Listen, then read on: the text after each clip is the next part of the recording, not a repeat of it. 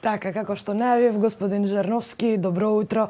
Вака насмеани влеговме во овој кадар, како што кажав, за нешто помалку од 3 часа, за 2,5 часа на видеоконференција. Тоа е поради оној коронавирусова светска пандемија, министрите за надворешни работи на Европската Унија по сите позитивни извештаи треба да донесат одлука за конечно почнување на отворање на преговорите. Добро утро, поздрав до гледачите. Благодарам за поканата на Смејани, затоа што ми се допадна најавата, како го кажавте, навистина е многу битен момент. Ни беше сите тешко и 2018 и 2019, кога заслуживме, но не го добивме тоа што го очекуваме денеска, односно да биде потврдено, а да го донесат шефовите на држави, но пак тоа што сега би требало да го добиеме ова како добра вест, мислам дека има посебен значај за поради ова криза во која што се наоѓаме, вирусот и така натаму, мислам дека навистина ќе биде многу добра вест и ќе ни даде потик да се избориме и да победиме. Значи до крајот на денот очекуваме добри вести. Коронавирусот направи тектонски поместувања дури и во политиката, но она што е изненадување е дека некако многу поврзано работат и европските служби, но и оние на НАТО, бидејќи работите, барем кога е нашата држава во прашање, гледаме дека се движат. Шпанија го свика парламентот прв пат на видеоконференција само за да влезе Македонија во НАТО, а сега самитите на Европската Унија се откажани, но сепак на видеоконференција ќе се одлучува. Морам да кажам дека министерот, но и другите дипломати малку со резерва зборуваат за тоа дали се оптимисти и овој пат, како што споменавте, побројните разочарувања. Каков е вашиот став? Дали конечно ќе го добиеме ова, дали можеме и денеска да очекуваме оптимистичко сценарио после се она што ни се случуваше во изминатиот период, не само во далечната иднина. Тука ќе го споменам и оној отпор од Франција која наметна пак дополнителната методологија. Мораме да почекаме да заврши целата процедура. Денеска е ГАК, како што кажавте, ќе се изјаснат министри за надворешни работи, тука не завршува процедурата. Мора да почекаме самитот. Оптимизм како никош досега.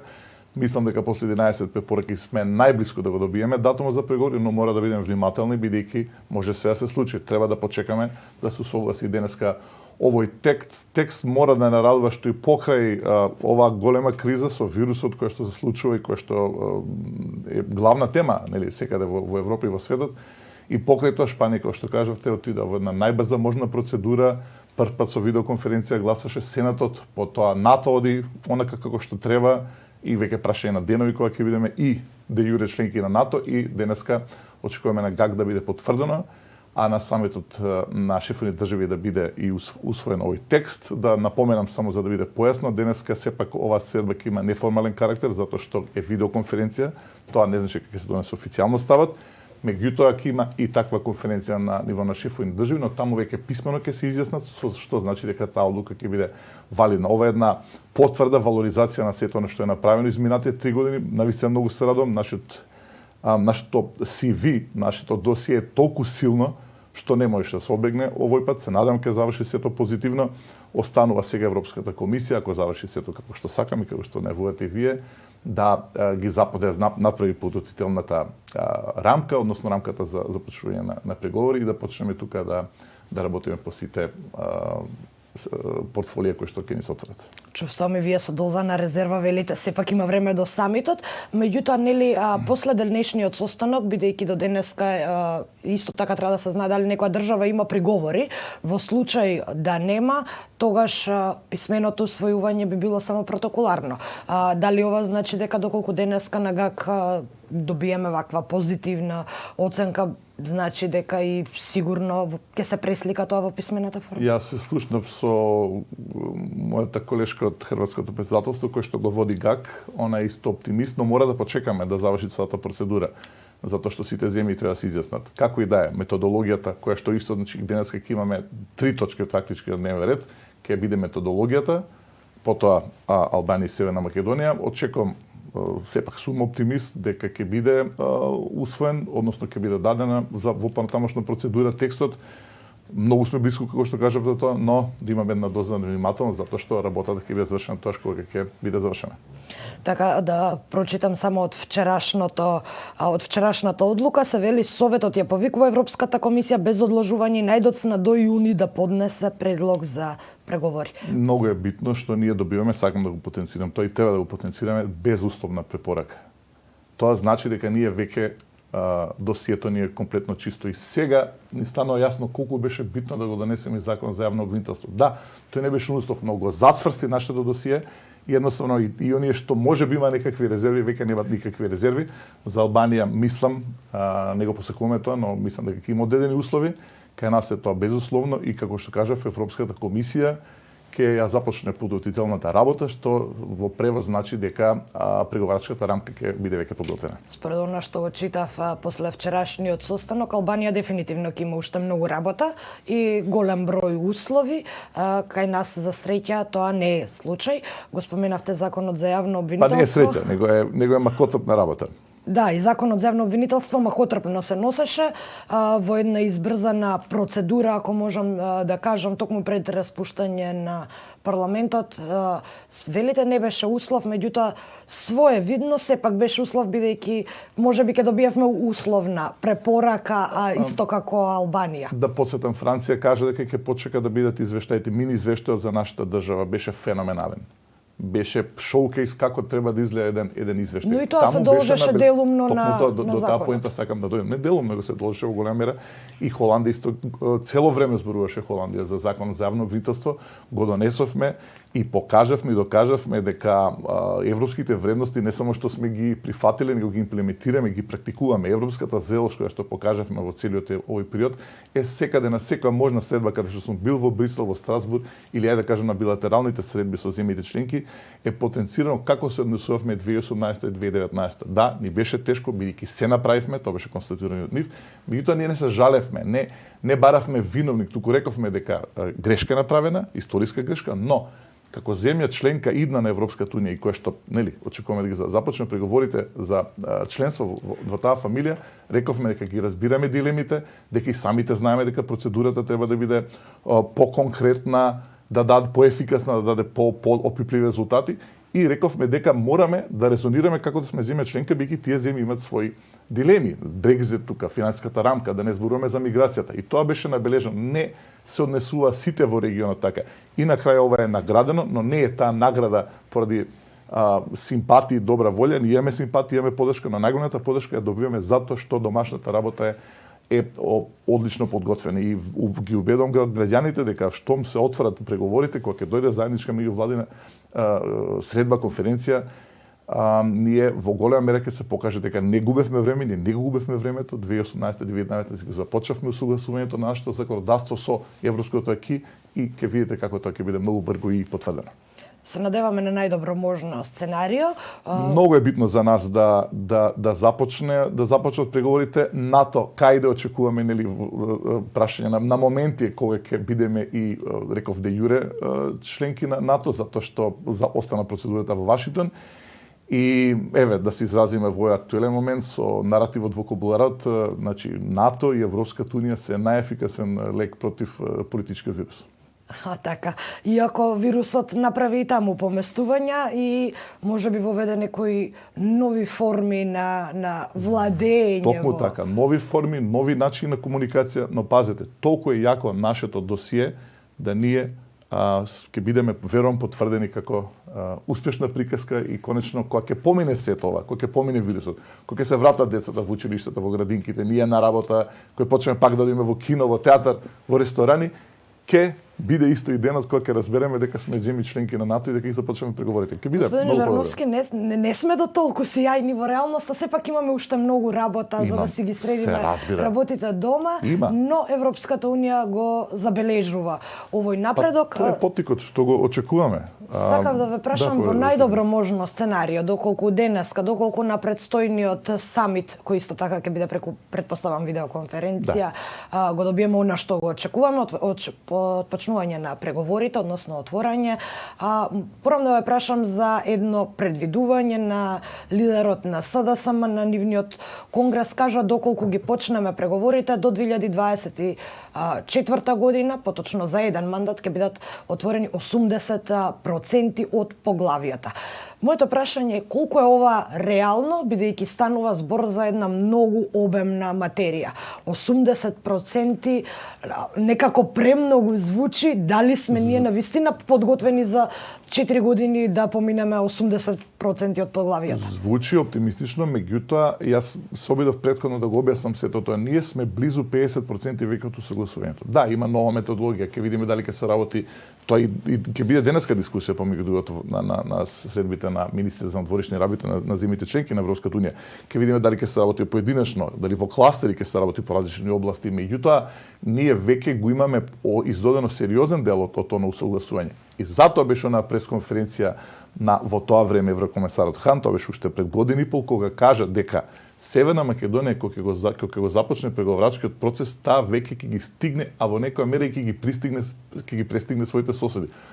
Таа изјава беше дадена поради тоа што веќе имаше јасна увид Брисел до каде сме и како работиме. Реков, многу е битно, тоа сакам повторно да го потврдам, ние не го губевме времето, рековме добро, таква е состојбата во Брисел, во земјите членки, но ајде ние да се завршиме нашата домашна работа. И она што е многу битно е да потврдиме дека резонираме, дека се однесуваме европски, така и веќе тврдам дека денеска во овој момент нашата земја се однесува дури од неколку земји членки по-европски резонира во тој аспект. И со кризата во врска со бегалците потврдуваме дека сме на тој курс, колку е битно Западниот Балкан да биде интегриран, така што оптимизмот на претседателот доаѓа оттаму, а наше да го сработиме, тоа е потврдено и сум навистина оптимист дека ќе завршиме таа работа. Така како што споменав, Албанија ја чекаат голем број услови, а тука си останатите држави од регионот кои се стремат да станат дел од европското семејство, доколку го добиеме и доколку не го добиеме. Датумот за почеток на преговори, каква порака ќе пренесе Унијата конкретно на Балканот, на овој регион? Ова е вин-вин ситуација и за нашата држава, односно регионот, и за Европската унија. Европската унија го враќа кредибилитетот, Европската унија ја враќа вербата во себе дека тој е проектот што не обединува нас. Сме кажале многу пати дека и ставаме знак на еднаквост помеѓу напредок на целиот регион и интеграцијата. Интеграцијата е поврзана со тоа дали напредуваме и обратно. Напредокот евроинтеграцијски во голема мера ќе влие како ќе се решаваат отворените прашања ако веќе тоа е темата во регионот. Ќе се прати денеска, очекувам, една одлична порака која што ќе биде потврдена, пак ќе кажам, верувам, умерен оптимист сум и на самитот на шефови на држави, многу јасна силна порака до Западниот Балкан дека тој припаѓа на Европската унија, дека ќе биде интегриран и останува да се решат останатите отворени прашања. Тука е диалогот Белград-Приштина, тука е состојбата во Босна и Херцеговина, но Преспанскиот договор, позитивниот случај на Република Северна Македонија покажа дека и позитивни вести може да доаѓаат од тој регион или како што Брисел кажа, позитивните моменти во овој момент доаѓаат од Северна Република Македонија, односно од Балканот. Прекрасно. Така, Преспанскиот договор ги сруши малку бариерите, го нарекоа дури и небалкански начин на решавање билатерални спорови. Небалкански начин во една ситуација кога имаме поголемо десно ориентираност на јавноста, на политичарите, ние се отидовме во еден сосем обратен концепт. Покажавме што значи да се има добро соседски односи, да подсетам за договорот со Бугарија, покажавме дека национализмот не води, отидовме против и ние и нашиот сосед Грција, отидовме против оние сили кои што кажува дека ќе настане катастрофа, например. Меѓутоа, НАТО и Европската унија причина зошто сега во нашата држава имаме, например, најголем процент на директни странски инвестиции. Добро што го споменавте и договорот со Бугарија. На бугарските медиуми во изминатото деноноќие се појавија и шпекулации дека е можно Бугарија да има некакви мали замерки или приговори за нашата држава во однос на спроведувањето на билатералниот договор. Дали е возможно, дали се овие шпекулации вистина барем малку или? Не очекувам да се одржи тоа ниту денеска на агендата, ниту на агендата на шефовите на држави. Значи, самитот кој ќе се одржува, напротив, мислам дека е многу битно во момент да потенцираме што тоа значи во оваа битка која што денеска имаме против коронавирусот. А ние со започнувањето на преговорите имаме пристап до Европскиот солидарен фонд, што значи дека заедно со Европската унија ќе водиме таа битка и сите ќе дознаеме колку е битно да и со тие средства, со таа помош, не само финансиска, туку и од аспект на стручен совет, да се избориме против ова што денеска не нападна и нас, и регионот, и Европа и целиот свет. Ја споменавте и новата методологија која под притисок на Франција беше воведена, а веројатно и како последица на Брекзитот, кој можеби и не очекувавме реално да се случи додека не беше готово. Се уште што ќе значи оваа нова методологија за нас?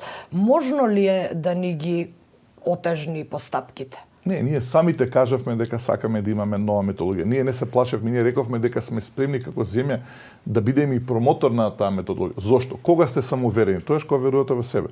А веруваме во себе затоа што цело време потенциравме дека сакаме да функционира merit-based системот, системот на заслуги. И тоа се потврди. И ние рековме дека не сакаме да бидеме отворено ниту колатерална штета на некои други заложби така натаму. Ние си ги спроведуваме реформите. Одамна свативме како општество, како држава, или барем ова влада, дека тие реформи не ги правиме за да задоволиме некои институции во Брисел или земјите членки, ги правиме за нашите потреби. Ние денеска пред се за нас, за нашите граѓани, системот да функционира. Ние сакаме граѓаните да ја вратат вербата во системот. И тоа е она што се случува во момент. Така што ова досие кое што го велам позитивно ќе не донесе и не носи до она позитивна оценка која што имаме. Така да пак велам, оптимистички гледам кон сето тоа, нашите тимови се подготвени, преговарачките структури се започнати, ние едва и чекаме да започнеме. Супер, се радуваме на овој оптимизам и покрај дозите на резерви, но кога сме кај методологијата, таа е донесена токму поради резервите кои ги имаше Франција. Дали сметате дека во овој момент, барем нашата држава, Албанија се уште има условна препорака, но сметате ли дека нашата држава успеа да ги расчисти тие резерви кои ги имаше, па можам да кажам и една од водечките држави во Европската Унија кон начинот, односно кон идејата за проширување на Унијата? Официјален Париз беше во право што се однесува нормативно. Не беше во право дека треба да се стопира проширувањето, не беше во право дека мора да се чекат одделно да одат двата процеси. Напротив, ние потенциравме и успеа тој став да победи, не поради нас, се разбира, поради големиот позитивен притисок што беше од останатите земји членки, тоа е дека реформата на целиот процес, реформата на Европската Унија мора да оди паралелно и со проширувањето кон Западниот Балкан. Меѓутоа, факт е дека тој процес, таа методологија беше застарена. Факт е дека имаше фрустрација, факт е дека не ги даваше позитивни резултати. Факт е дека има земји кои што откако ќе ги отворат преговорите ништо не прават, меѓутоа одат по принципот дека кај да мора да влезат во Европската Унија. Тоа повеќе нема да функционира така и не треба да функционира. И познавајќи го Западниот Балкан, и добро да има еден таков притисок. Ова е сега поефикасна методологија, таа е прва точка на дневниот ред, ќе го дознаеме, но пак ќе кажам, не само што не треба да не плаши таа методологија, туку обратно, таа методологија не прави нас дури фаворити во оваа условно кажам трка, таа е позитивна трка во регионот затоа што нашата заложба се разбере сите да напредуваме, не е добро само ние да напредуваме, тоа нема да не донесе кон целосен успех, сакаме сите земји да напредуваат, но пак ќе кажам, merit-based системот. Ние сме шампиони во момент, знам дека звучи нескромно, но само сакам да го изразам оптимизмот и конкретниот резултат што го имаме на маса. Останува да продолжиме по овој пат и пак велам, ќе победиме. Така, убаво оптимистичко решение, иако внатре во државата се уште не ни се состојбите толку розови. На политички или на здравствен план, на како? Политички. Граѓаните се уште ја чекаат правната држава и правдата која не е во целост задоволена. Се согласам, особено во правдата треба да имаме многу поголеми чекови, но ние веќе нема да бидеме истата држава, нема да биде истиот систем. Дел по дел ќе биде се скенирано. И кога ќе почне скенирањето, особено на тој дел, дури тогаш ќе почнат да се менуваат работи. Дури тогаш ќе се заврши целиот процес кој што е започнат. Ние рековме, веруваме во поделба на системот. Правниот систем, судството е посебна област. Меѓутоа, кажавме, со Законот за јавно обвинителство и со сите претходни донесени закони ги создадовме условите сега тоа да функционира. Ки имаме притисок, тој е тој позитивен притисок што го велам и јас сакам сега како граѓанин зборам. Сакам да верувам во системот во оваа држава. Сега ги овозможивме тие предуслови, ајде заедно да влеземе во конечна реализација на тој наш стремеж. Многу оптимистичко, со многу работа пред нас, иако сте доста резервирани да дадете одговор за тоа дали ќе го добиеме конечно датумот или не. За да не биде сватено дека ова е мислење на член на влада, заменик министер, кој што доаѓа од таа партија, јас затоа се обидам да ги цитирам официјалните документи. Брисел, земите членки потврдуваат што сме направиле. Да, има политички противници. Чисто се сомнам дека ќе добиеме честитки од опозицијата. Знам дека огромен дел од нив ќе бидат тажни дури кога ќе го добиеме овој почеток на преговорите. Иако не би требало да биде така, не треба да биде така, но ние сме овде за граѓаните, а тоа нека биде... се изјаснија дека имаат стратегија Македонија да биде... Сите партии не гласат закон за јавно обвинителство. Но, тоа што го комуницирам деновиве, кажам дека ова состојба бара политичко единство, не бара добивање на политички поени, но кога ќе заврши тоа и тоа како ќе биде ставено на маса однесувањето на опозицијата, сега тоа ќе го ставиме на страна, се надевам дека оваа заедничка радост, барем што се однесе од политички дел, ќе ни се придружат. Ако не ни се придружат, нека им биде на чест. Ќе оставиме граѓаните да ценат за Така тоа. Сепак не очекуваат и избори, но по оваа пандемија, откако ќе се смири состојбата, само уште мора да ве прашам, бидејќи рековте дека сме подготвени, имаме тимови, што се однесува до оние глави кои треба да ги преговараме. Ова нели секако во услови на најдобро можно сценарио доколку го добиеме датумот. Ова значи дека веќе се подготвени тимовите да ги расчистуваат поглавијата, не само да ги отвараат, или зборуваме само за отворање на поглавијата, бидејќи се две различни работи. Кога сме кај судството, ќе треба да направиме уште низ за промени со кои што ќе треба да го прилагодиме нашето до европското законодавство. Колку брзо ќе оди овој процес? Согласувам целосно, меѓутоа ние не само што ќе ги отвориме, реков ние во огромен дел ќе ги затвориме затоа што се изодени некаде 50. Тој ве прашав многу оптимистички звучите. Не кажам како што е, ние не губевме време. Тоа е оној паметен пристап што не го велат. Значи веќе има тимови спремни за секое поглави. Не само што се подготвени, имаме длабоко навлезено во согласувањето на нашето законодавство со на европското аки. И ги зборувам аргументите. Тоа аргументи ги кажам затоа што 2018-2019 година ние го започнавме тој објаснувачи скрининг. Ние ги започнавме таа процедура и тоа е многу битно. Затоа во момент ги добиваме тие комплименти дека ние не го губевме тоа време. Ке беше погубно, многу лошо. Прво, да кажуваме дека не ја разбираме Европската унија, дека не е битно што се случува таму, да бидеме себични. Го гледаме тој наратив во регионот, така?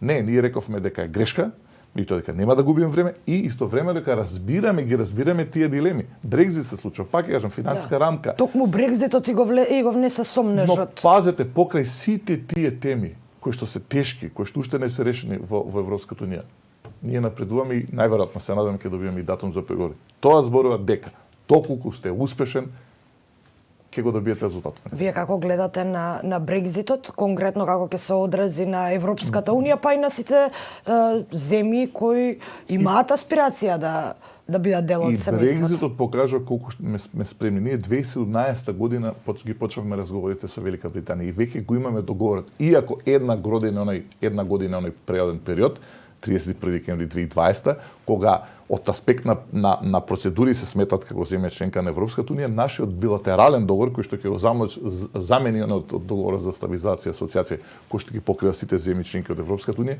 ние веќе го имаме подготвено поминато на влада и тоа беше уште еден доказ како ние ги антиципираме моменти. Да, тоа е затоа што Велика Британија е голем инвеститор во Република Северна Македонија, меѓутоа подготвеноста наша, јас знам, можеби ви делува преоптимистички, можеби делува дека сакам да креирам атмосфера на целосна подготвеност. Да, ние сме целосна подготвеност. Не е битно на крај дали тоа кажа Андреј или вие, битно е што тоа констатира Брисел. Се надам денеска ќе биде потврдено, пак ќе кажам на таа неформална следба на ГАК, неформална затоа што ќе биде преку видеоконференција, но очекувам, се разбира, многу сме близко да и шефовите на државите го потврдат тоа што го направивме. Да, и јас сум оптимист после сето она што го прочитав и според реториката во извештаите, навистина сум оптимист дека ќе го добиеме овој датум. Вие како се справувате со короната, држите состаноци или вие ќе посегнете по видеоконференции и какви ќе бидат вашите следни начини на комуникација со европските колеги, а можеби од наскоро и партнери? И во НАТО. И во НАТО. Како земја членка, ние ќе се прилагодиме ние исто ќе учествуваме на видеоконференции, ние видеоконференција во МНР веќе имавме со нашите пријатели од Кина, кога и се договори таа поддршка и така натаму. во влада сме на прилично големо растојание. Ако изгледа таа слика, гледам критика зашто се собирате криза штаб, мора да има прилично големо растојанието, средствата за дезинфекција и целата процедура е запазена таму. Да, ние веќе се однесуваме и ќе се однесуваме понатаму како земја членка. Пак ќе кажам, вредностите кои што ги споделуваме веќе се општо прифатени и колку и да звучи можеби ова за некого или кој што вие велите преоптимистички, ние во овој момент се однесуваме дури од некои земји членки по резонот по европски. Да, направивме навистина крупни чекори за да огромни станеме дел од европското семејство. Во секое можно поле. Мислам дека навистина го заслуживме тоа. Часот е 9:58 минути, остануваат уште 2 часа и 2 минути до тој неформален состанок на кој што ќе треба да ни станат и малку појасни состојбите. За крај мора да ве прашам, бидејќи кажавте дека комуницирате со вашите колеги и од Хрватска, која сега треба да председава, но и со останатите, ги потпрашавте ли дали има можеби некој приговор, бидејќи тоа сега во 12 ќе биде дискутирано. До вчера истече рокот кога може земјите да пуштат некој приговор на овој извештај на Советот. Вака може би не треба да кажам, но да, ги потпрашуваме, почнувајќи од министерот, потоа продолжувајќи надоле, верувајте, значи никаква замерка во овој период особено по оној мини извештај да го наречеме, воопшто не се дискутира повеќе за услови дополнителни. Вие слушнавте и од холандскиот министер за надворешни работи дека е чисто досието, повеќе од успешно, нашиот сосед има одредени услови, но пак ние ќе сториме се што можеме заедно да одиме напред. Ако одиме заедно, тогаш нашите шанси за успех се уште поголеми, веќе регионот е оној кој што ние сакаме преку нашиот пример на европско однесување да придонесеме и целиот регион да се однесува европски. И ќе успееме.